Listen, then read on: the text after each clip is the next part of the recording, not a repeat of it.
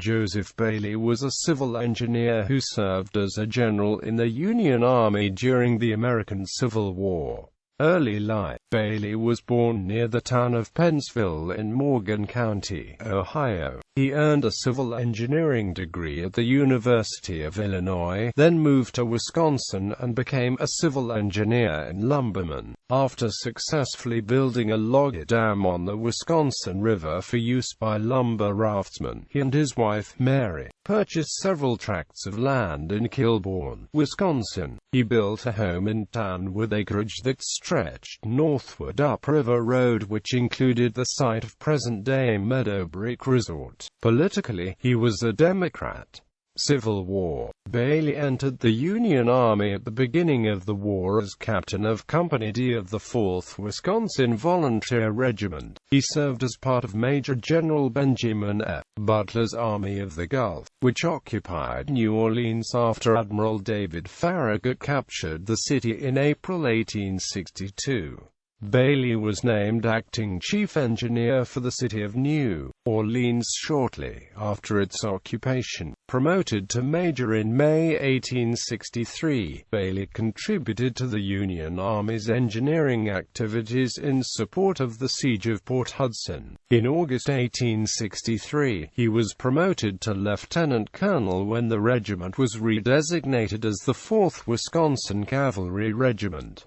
Red River Campaign. Bailey's engineering skills during Major General Nathaniel P. Banks' ill-fated 1864 Red River Campaign are considered the reason the campaign did not result in the loss of the entire 30,000-man Army of the Gulf, having landed his forces at Simmersport, Louisiana in March with the intention of moving north along the Red River some 200 miles to capture Shreveport, the headquarters of Confederate General Edmund Kirby Smith. Banks was repulsed at the Battle of Mansfield on April 8, 1864, by Confederate General Richard Taylor and his force of just 12,000 men. Retreating down the Red River, Banks found the low river level at Alexandria prohibited the passage of Commander David Dixon Porter's fleet of 10 Federal gunboats, part of the Union Army's Mississippi Squadron. Hounded by Taylor's forces in the rear, Banks faced the humiliating necessity of abandoning Porter's fleet. Without the fleet's supporting firepower, his entire army would risk capture before it could return to safety in New Orleans.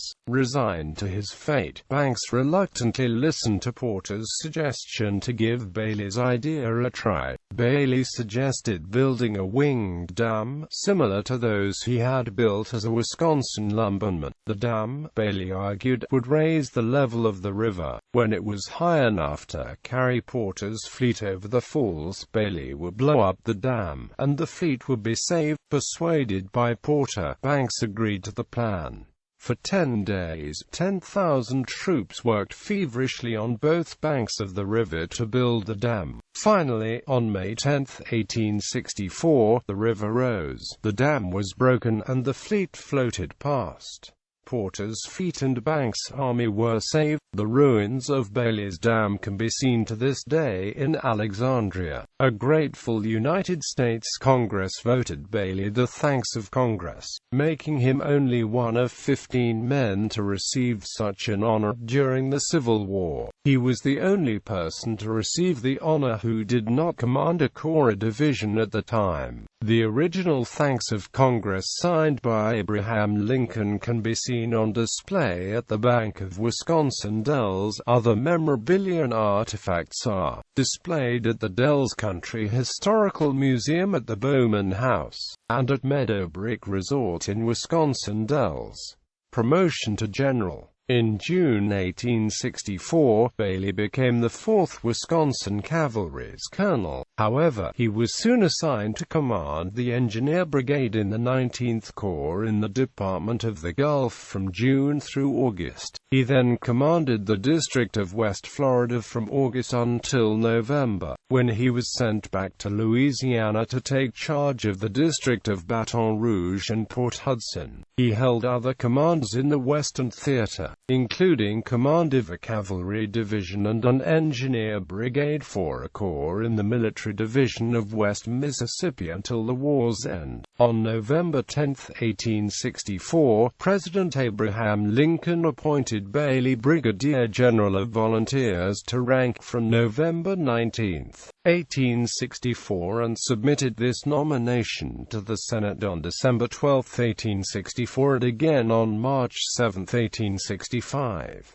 The first nomination expired without U.S. Senate confirmation on March 4, 1865, and Bailey resigned from the service on July 7, 1865, before the Senate acted on the second nomination. After Bailey was out of the service on January 13, 1866, President Andrew Johnson nominated Bailey again for appointment to the grade of Brigadier General to rank from November 10, 1864, and the U.S. Senate finally confirmed the appointment on February 23, 1866.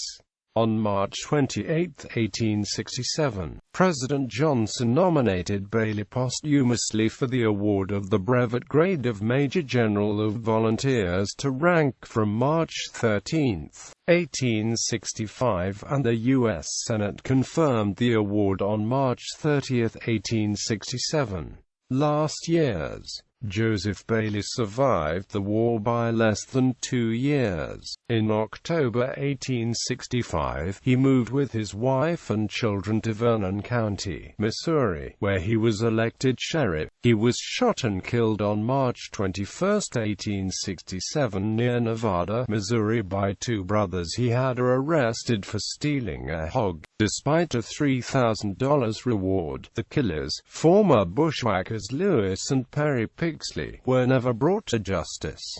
A third suspect was lynched. Later, William McCorders also fell under suspicion for Bailey's murder, but managed to escape the posse sent to arrest him. General Bailey was buried with Masonic honors in the military cemetery at Fort Scott, Kansas. His remains were later moved to Evergreen Cemetery, where he rests next to his wife. A monument to his memory stands in Malta, Ohio, and he is the subject of a biography, Hero of the Red River: The Life and Times of Joseph Bailey.